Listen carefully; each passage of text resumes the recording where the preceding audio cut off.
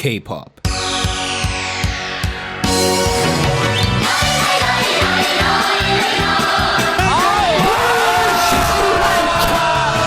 Remember when Korea was our little secret? I used to go to the local VHS store with my family, pick up whatever new K-drama episode got released, and enjoy my time with fam as I try to understand what's going on because I failed Korean class in the first grade. But all cool underground things will eventually reach the mainstream for better or for worse. And in the case of Korea,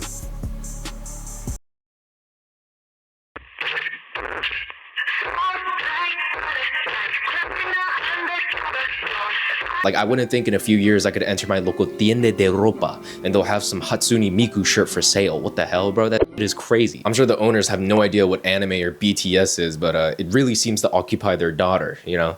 The Jungkook body pillow is probably a phase. She'll get over it. Don't worry about it. But look at the title of this video. You know, what the hell even is that? What is a Koreaboo? What makes somebody a Koreaboo? Are Koreaboos dumb? Am I dumb?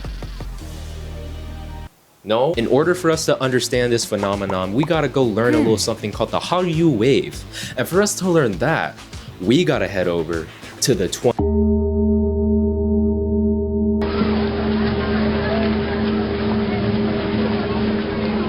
Oh, hey, how's it going? Yeah, I was also born at this time. I mean, bet you couldn't tell because I'm really good looking. You know,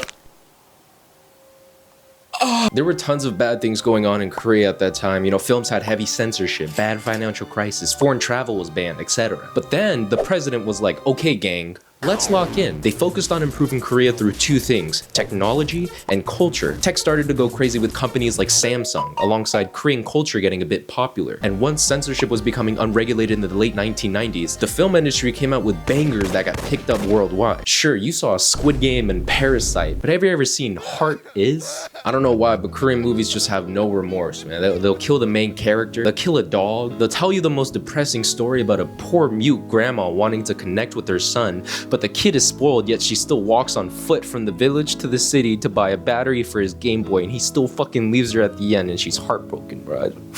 But fuck all that noise. Let's talk about K-pop music, which had its good and bad moments. Technically, the 1950s had the very first K-pop group called the Kim Sisters, which was a trio that did famous renditions of famous American songs back in the day, and even got featured on the Ed Sullivan Show multiple times. But what's most relevant is Seo Taiji and Boys. The first generation of K-pop. Their very first single was #1 on the charts in Korea for 17 weeks straight, which is insane at that time. Yeah, that's also insane too. But we could talk about that later. Fast forward, the year is 2009. We're fresh out of a recession. The $5 footlong was alive and the most timeless generation of K-pop artists were starting to appear on the internet. And I'm not talking about some Blackpink, New Jeans, Le Sserafim bullshit, no. I'm talking about motherfucking. See, this is the shit I grew up with. Second gen K-pop. Sloppy choreo, Justin Bieber haircuts, and aesthetics that make them look like Organization 13 members. This, to me, is the soul of K-pop, the pride of Korea, the nicotine of an Asian American. This era had some iconic songs all K-pop fans have probably heard of. Girl Generation, 2NE1, SHINee, Wonder Girls, Super Junior, Big Bang, Illusion Hills. And while these artists were pushing the Hallyu wave of Korea into mainstream music, a fucking tsunami hit the second tower and came out with the most iconic song of all time.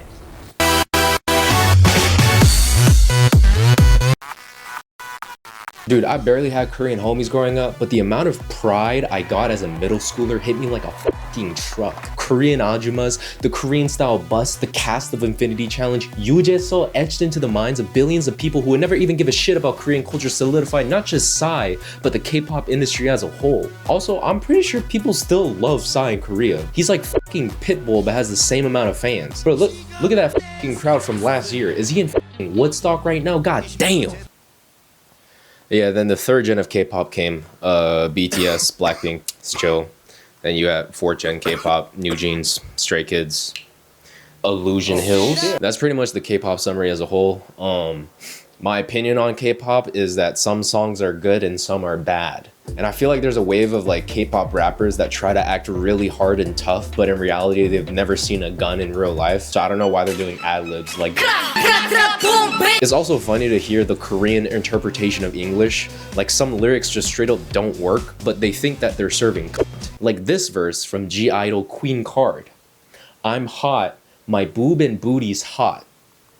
I'm twerking on the runway. Like, y'all really couldn't get someone to check the lyrics and be like, yeah, no, that shit is just weird. But what's even more weird are Koreaboos. For those that don't know, a Koreaboo... Actually, you know what? I don't even think me being Korean is enough. Let's get some actual insight with someone that's based their professional career off of Asian American studies. I interviewed Ki-Young Park, professor of anthropology and Asian American studies at UCLA, to ask a couple questions in her overall view of Koreaboo. Professor Park, what is a Koreaboo? The term Koreaboo is a slang, in a way to laugh at, right? To describe somebody who is not Korean American usually, who are excessively or problematically obsessed with Korean pop culture. Furthermore, they are interested in marrying their favorite idol or Korean men and women. These people often really treat Korean culture superficially or stereotypically. Like, for instance, Korean dramas as reality. So, a Koreaboo is someone obsessed with Korean culture. And on the surface level, that's not bad. Go do whatever you want as long as it's not hurting anybody, right? It's like being a Justin Bieber fan or a Swiftie when you're a teen. But when you have no self-awareness and don't find your actions as obsessive and toxic, it's a goddamn problem. I agree. Jungkook is so cute, Jinja, for real. I can't wait to move to Korea and date him. Girl, bye. He don't like big back Koreaboos. So I think really what makes this so problematic is really the lack of their deep understanding. So they really overlook real cultural complexities, and it can veer into fetishization, Firstly, I want to point out, if you like K-pop, I'm not calling you a Koreaboo straight up. If you have some posters of the Bangtan boys on your wall, that's not being obsessed. You join a K-pop cover dance team? That's fire, bro. I was even in one. But are you in a Korean class in college and ask about K-pop all the time to the professor? I don't think I actually encountered, so-called Koreaboo. But I think I had many students who are fascinated with Korean pop culture. For instance, when my African American student really wanted to talk about K-pop only, I was agonized, you see, because I want to encourage their intention, their effort to understand Korean culture. They want to dominate our discussion, class lecture entirely about Korean pop, K-pop. One of the main starting points for someone to be obsessed with Korea is Korean men. And dude, I get it, what's not to like here? You know what I'm saying? But it comes to a point where your genuine interest in wanting a Korean man is just from watching Korean dramas and K-pop stars. For those that don't know, Korean shows usually have the plot of the typical super rich CEO boss who's stern but quiet, handsome but not Chad, and falls in love with the ugly looking no bitches femcel 4chan black pill protagonist. I'll stick with Squid Game, thank you very much. And Korean music is no different, where they portray more emotions and fawning over a girl. Take the lyrics from Stray Kids, Glitch Mode, for example. From the sweet, sweet showers you usher in, my little sprout buds and grows a forest, growing up to heaven, touching on the sun. Regardless of how much they tried to stop you, you grow. I'm on that glitch mode. Getting the obvious out of the way, shit's a fantasy. Korean guys aren't romantic, chivalrous men. You realize in the city of Gangnam, and yes, Gangnam Style refers to this city, it's known for not allowing any foreigners in their clubs. You're white, black, Hispanic, whatever, you're not getting in because of who you are. Yeah, thanks for the hip-hop music, guys, but you get the fuck out of here, dude. You realize there's been a gender war for some time because of how Korean men are, right? Guys in their 20s and 30s there make more money than women, yet they do not believe that there's a gender pay gap. I didn't know your oppa would be such a feminist like that, dude. That's crazy. But playing devil's advocate, I understand why there's an obsession. I mean, Korea did create this fairy tale image of what they're like, so we're partly to blame. Well, I will say that, although K-pop idols, it really reinforces the stereotyped images about Korean men, very polite and intelligent, hardworking, managers of K-pop artists, they think that will be the only way to appear to the publics. Like in the US, here these kind of images is actually challenging the hegemonic masculinity in the US. But for me, wanting so bad to look Korean, obsessing over which K-pop boys you're stan, only consuming the outer layer of what these Korean labels want you to care about doesn't show you actually care about Korea. You just care about keeping your fetish alive. And as time goes on and you get more obsessed, it could just open up to being something very toxic in the internet, not just for yourself, but other people. Alright, so in the K-pop fandom, each K-pop group has a loyal fan base, right? NewJeans has Bunnies, Blackpink have Blinks, BTS has ARMY. But the most vocal out of these groups on Twitter will die by the sword for anybody that talks shit about their group and they get no repercussion from it. Let's take some recent controversy and talk about a group Above the Influence. Now, about a month ago, they released an episode saying how some K-pop stars can be bought for some S3X. And apparently the son of the BMW heir showed one of the podcasters, Woo Talk, a video of him having S3X with Jennie from Blackpink. And he f***ed Jennie from Blackpink. Like he paid for her? Yeah, paid for her and has a sex video and showed me the sex video, and that's how I know it was real. Now, obviously, it's a crazy story type shit. I'm not here to say if it's true or not. But regardless, the Blinks were upset, which to be fair, you have every right to be mad. Go call them names if you want. But then you get comments saying they should be doxxed and leak their parents' information. Do you not understand how fucking crazy that is? All 35,000 people that liked that post, you guys should know just because some rumor spreads about your favorite band, that some old Korean mom and dad should have their private information leaked into the world. I want you to imagine making a new friend who knows nothing about K-pop and you tell them what you did.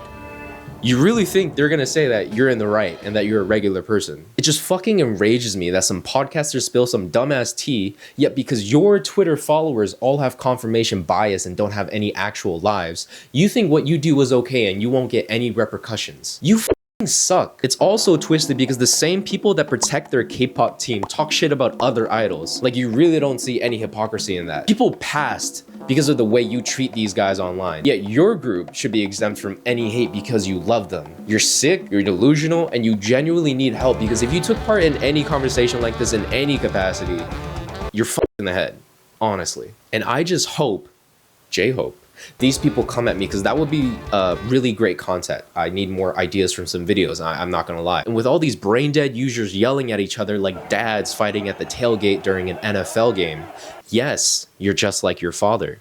It just comes to show that Koreaboos don't realize they've been made into exactly what these studio executives want. Impressionable girls spending thousands of dollars and becoming toxic superfans in order for them to make money.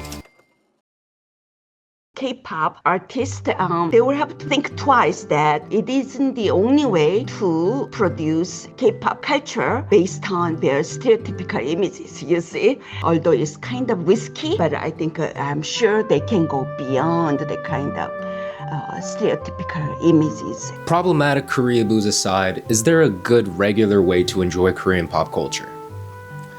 Yeah, obviously. I went to a little K-pop convention to see what goes on around there and didn't know what to expect. I decided to go right when it started, but when I entered, nobody was there.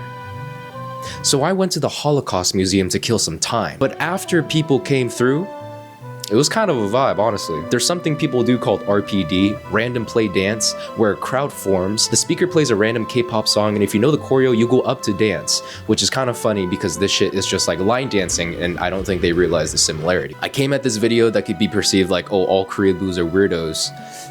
But who isn't? You know, these people have a hobby, they have a community, they're getting some exercise in, and honestly, I saw one dude go up to do like 15 different choreo pieces. That's impressive, man. It's all just for fun. If I had to choose between this versus a musty old warehouse with random strangers at 3 AM because I'm a cool hip LA native, I'd probably still go for the warehouse, honestly. But we shouldn't judge people off the bat if they like K-pop. If they're not being toxic online, what's really bad about them? Maybe there's something to this whole community. And maybe, just maybe, I could be a part of them too. So if this vid gets 100,000 views, I'm gonna go to KCON this year and audition to dance on stage. Let's get it, baby. Okay, bye.